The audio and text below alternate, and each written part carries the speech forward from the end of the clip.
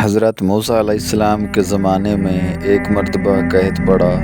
لوگوں نے آپ علیہ السلام کی بارگاہ میں درخواست کی، یا کلیم اللہ، دعا فرمائیے کہ بارش ہو۔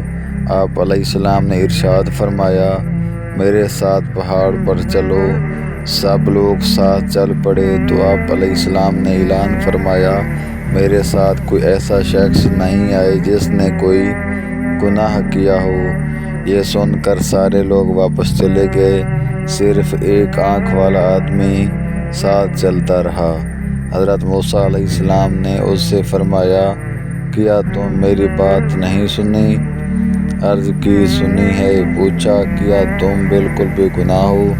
عرض کی، یا کلیم اللہ، مجھے اپنا اور کوئی جرم تو یاد نہیں، البتہ ایک بات کا تذکرہ کرتا ہوں، اگر وہ گناہ ہے تو میں بھی واپس چلا جاتا ہوں۔ فرمایا، وہ کیا؟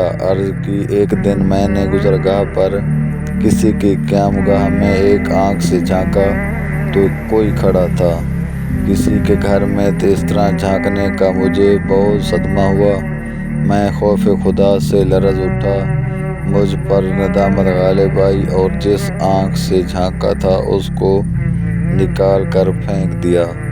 ارشاد فرمایا، اگر میرا یہ عمل گناہ ہے تو میں بھی چلا جاتا ہوں۔ حضرت موسیٰ علیہ السلام نے اس کو ساتھ لے لیا۔ پھر پہاڑ پر پہنچ کر آپ نے اس شخص سے ارشاد فرمایا، اللہ پاک سے بارش کی دعا کرو۔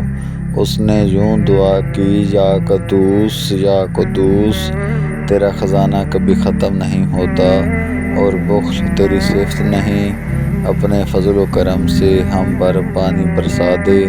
فوراً بارش ہو گئی اور حضرت موسیٰ علیہ السلام اور وہ شخص بھیگتے ہوئے پہاڑ سے واپس تشریف لائے۔